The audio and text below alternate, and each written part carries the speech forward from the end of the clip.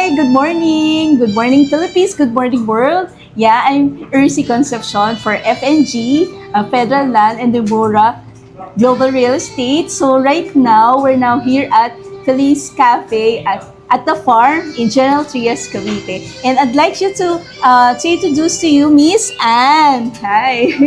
Yes, to give you about a little background about Feliz Cafe. I'll give you now the floor, Miss Anne. Hi, Yes. ma'am. Good morning. Good morning. Kailan ba nag-start itong Feliz Cafe? Actually, we have grand opening last month, June 13, 2026. In this cafe, we serve Mediterranean cuisine. At the same time, now we serve Filipino food. Our signature and our bestseller Filipino food. You must try that one. Wow, wow. Naku, mukhang masarap yan. At mamaya, itatry namin ng sales team namin kung gaano kasarap itong mga pagkain na they're serving right now. And kayo guys, ito ba yung first branch nyo, itong Feliz Cafe? Actually, this is our second branch. We have a mother okay. branch in Pasong Kawayan Dos at Bilog. Okay. Yes po. That's And good. soon, we have third branch. Yung ba yung sa River Park, sa SM General Trias? yes. Yun, guys. So, abangan nyo yun. Kapag na-open na yung SM General Trias, so magkakaroon sila ng branch doon sa River Park. So, yan. Tama-tama. Para makita nyo nung development, na magandang development na mangyayari doon sa River Park, where I'm right now, connected and selling the commercial lots and also the UME, the residential that's there. So guys, sa abangan natin ito opening din natin doon. And right now, nandito tayo sa Feliz Cafe. Invite you naman Ma'am Miss Anne nung nung mga viewers natin kung ano bang meron at bakit sila dapat pumunta dito. We advocate the dine and play. That's why, because we offer a playground for free, no time limit.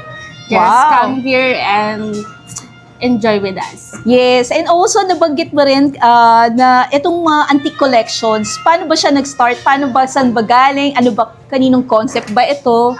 This one is from our boss, former board member Django Grepo.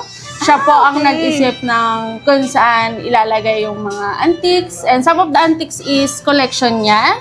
And some of that is outside the country na binili niya. Oh, galing ah. So it's it's a personal touch talaga ng may-ari. So alam mo yun, nung passion niya. Yan, di ba? So inopen up niya in public this kind of restaurant and very recommendable, highly recommendable that to come here, guys. Yan. And thank you so much, Miss Anne. Thank you, ma'am. Yes.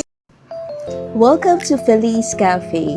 As you enter, you will see their antique collections, very homey, and it's like a vibes of back to memory lane. As you enter, you will feel the warm, cozy vibes of the place, yeah.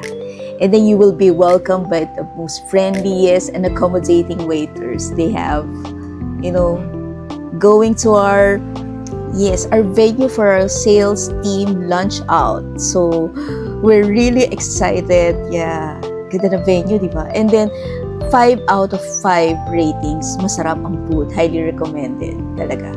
And then, they also serving cakes and pastries. And look at the ambience. Yeah. It's really very cozy. And not only that, they also have this fish feeding. Yeah, so may fish fun sila. So it's really, a relaxing view. So as the walkway going to the playground, so yeah, here's the playground. So it's unlimited time here to play. So, and then also they have a lot of antique collection. It's like, turning back the time. Yeah, the rotary phone. Yes, all the antique collections. It's like turning back in time. And nakita ko rin si paring Elvis at Maring Marilyn Monroe and si Kuya Guard. Anyway, thank you for watching.